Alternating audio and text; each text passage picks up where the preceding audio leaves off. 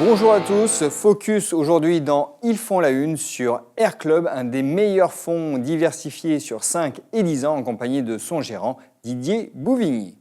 Didier, bonjour. Bonjour Vincent. Alors, petit rappel de ce qu'est Air Club pour tous ceux qui ne le connaissent pas encore et ils ont tort. Il s'agit d'un fonds diversifié de Rothschild et compagnie gestion, un fonds d'allocation d'actifs, c'est-à-dire que vous partez de l'analyse macroéconomique pour sélectionner les titres, c'est bien ça? Les classes d'actifs, oui, tout à fait.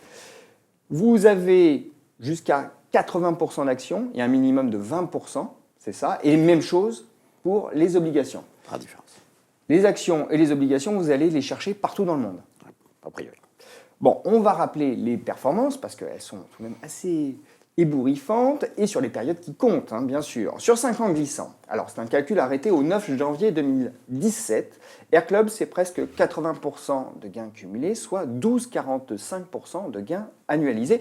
Bon, c'est clairement mieux qu'un fonds en euros. Sur 10 ans, c'est-à-dire en incluant cette fois le crack de 2008-2009, ça c'est particulièrement intéressant, eh bien on est sur du 5,86% de performance annualisée.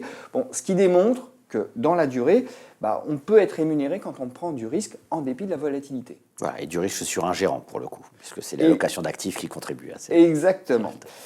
Et je souligne que sur ces deux périodes, vous surclassez la moyenne des fonds de votre catégorie, parce que c'est bien de battre les indices, mais c'est bien aussi de battre les confrères, hein.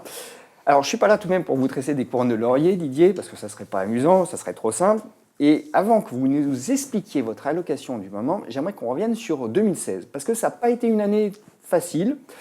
Ça a été une année qui a été finalement moyenne pour Air Club, puisque vous avez légèrement sous-performé votre catégorie, une sous-performance de 2,64% pour être précis. Et puis surtout, il y a eu beaucoup de volatilité. Alors, qu'est-ce qui a été décevant à vos yeux lors de cet exercice 2016 ? Deux choses principalement. La première, c'est que nous avons maintenu une sensibilité négative, légèrement négative sur la partie obligataire. Or, une fois de plus, les indices obligataires ont enregistré des performances très satisfaisantes, encore plus sur les pays corps que sur les pays périphériques, donc ça a coûté. Surpondération sur la zone euro, et là encore une zone qui a sous-performé en 2016 hein, par rapport aux États-Unis qui ont fait 15, la zone euro c'est 4, et un indice mondial c'est 13. Également dans les choix de titres, un peu moins d'événements favorables, contrairement aux années précédentes, notamment l'année 2013. Donc une conjonction un peu de contingence défavorable, voilà ce qui explique. Mais finalement, vous n'êtes pas trop mal sorti d'affaires, puisque le début d'année a été très très compliqué. Très très dur jusqu'au Brexit. Hein. Au moment du Brexit, on a eu des performances relatives qui ont été très négatives parce que le marché s'est mis dans un mode dépressif avec une surperformance des valeurs de croissance, sous-performance des cycliques financières qui a coûté dans la section de titres. Ça, c'est un peu une caractéristique de votre gestion, c'est-à-dire que vous avez des positions fortes, des convictions, mais ça veut dire que temporairement, sur une période donnée, on peut avoir des secousses. Hein. Oui, c'est le propre de la gestion de conviction. Hein. Si on veut battre les indices, il faut savoir s'en écarter et il faut avoir l'humilité de dire qu'au moment où on s'en écarte, on n'est pas sûr que ça va arriver. Exactement. Et le marché ne vous donne pas immédiatement raison. Voilà. On le sait bien.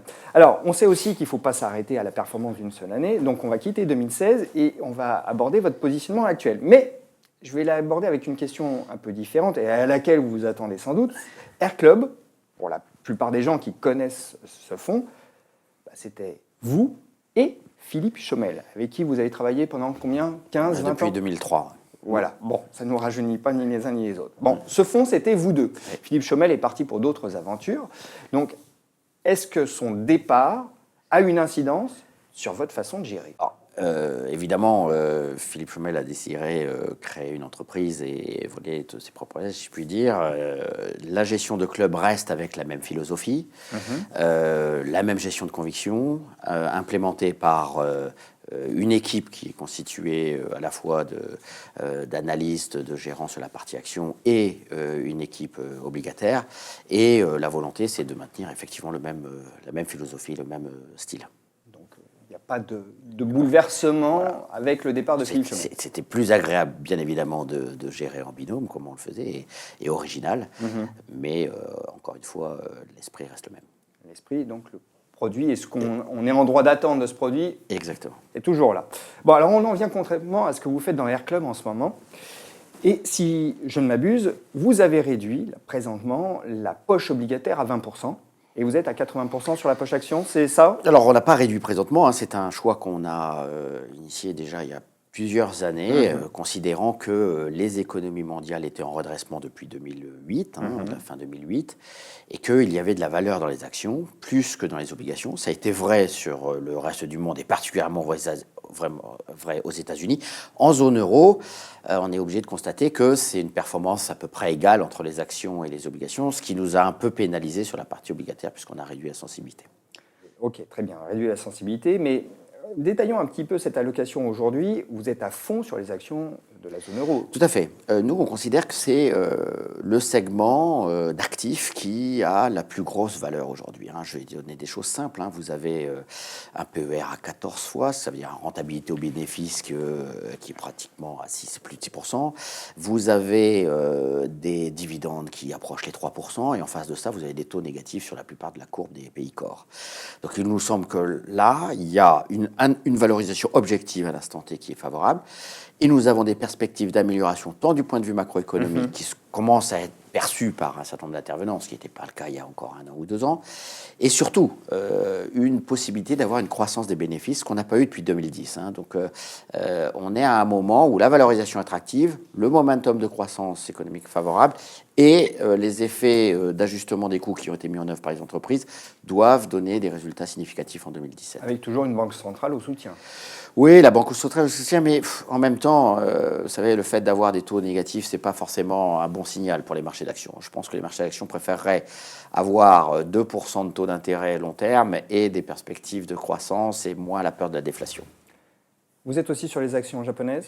Alors, on a effectivement une position de 12% sur les actions japonaises, qui est un marché qui a donné beaucoup de satisfaction. C'est là où on voit que tous les discours sur la déflation est très mauvaise pour les marchés, etc.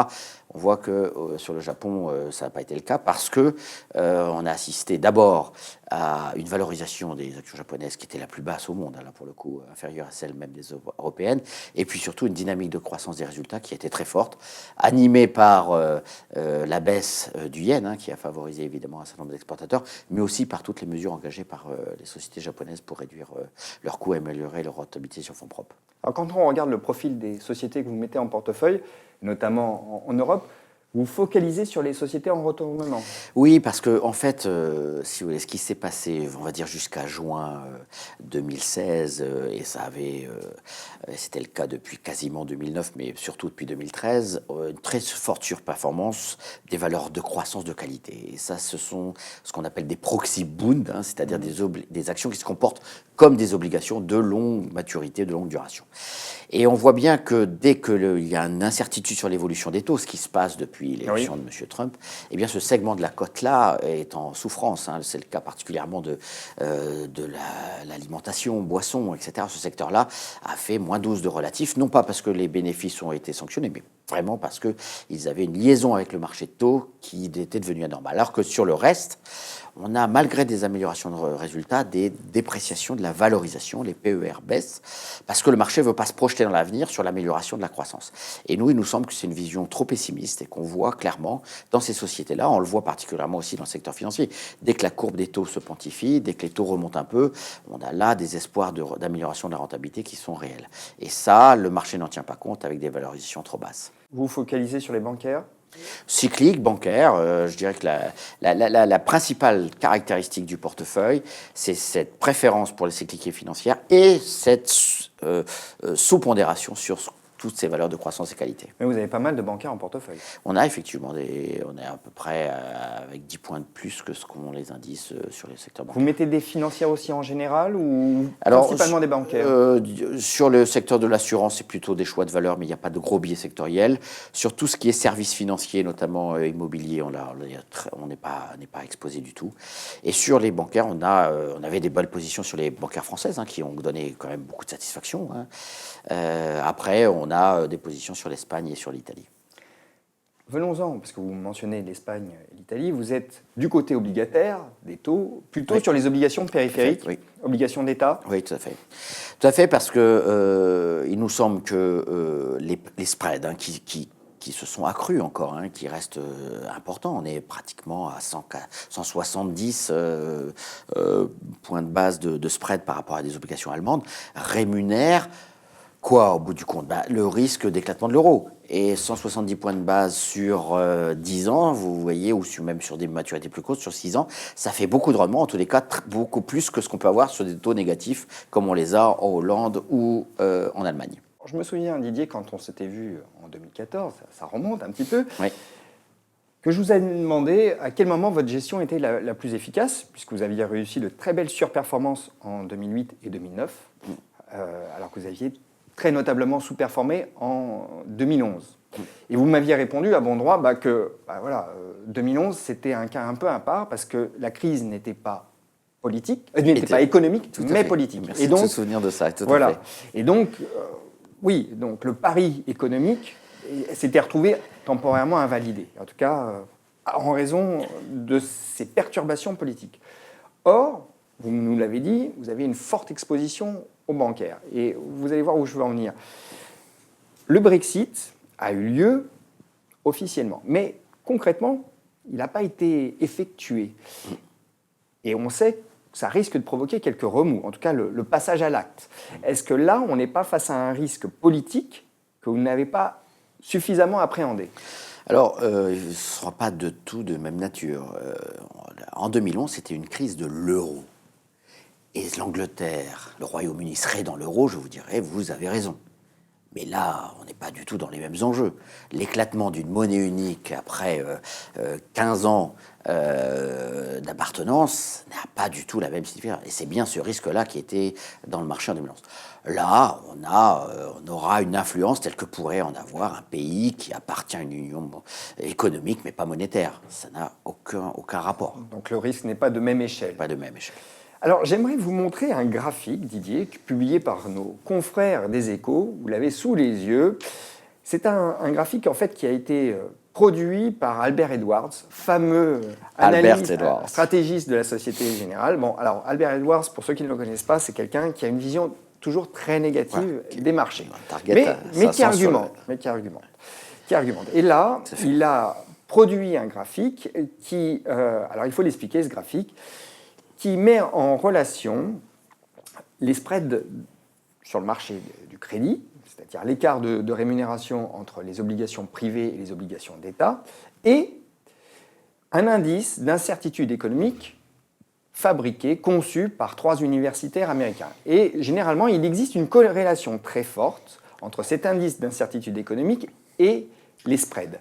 Les deux courbes épousent les mêmes trajectoires. Or, ce que l'on note en cette fin d'année 2016 et en ce début 2017, c'est que l'indice d'incertitude économique est à son plus haut, selon les calculs de ces universitaires. Or, les spreads, eux, sont très bas. Donc, ça veut dire que, si on en croit l'analyse d'Albert Edwards, il y a un risque qui n'est pas pris en compte par le marché obligataire. Ma question, c'est, est-ce que vous n'imaginez pas, en effet, que le principal risque aujourd'hui, c'est un possible krach obligataire ?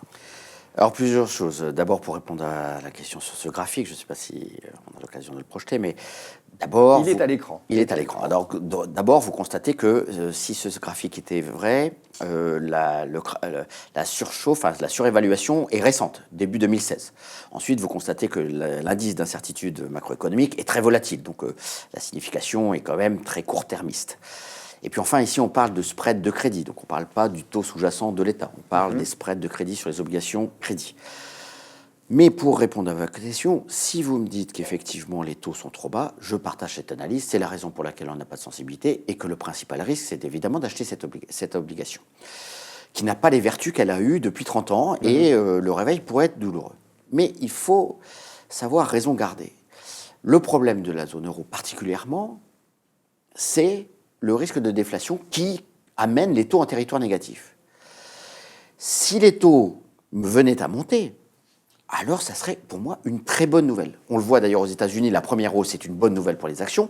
Elle serait encore meilleure pour les actions européennes parce qu'on a peur de la déflation, ce qu'on n'avait pas peur aux États-Unis.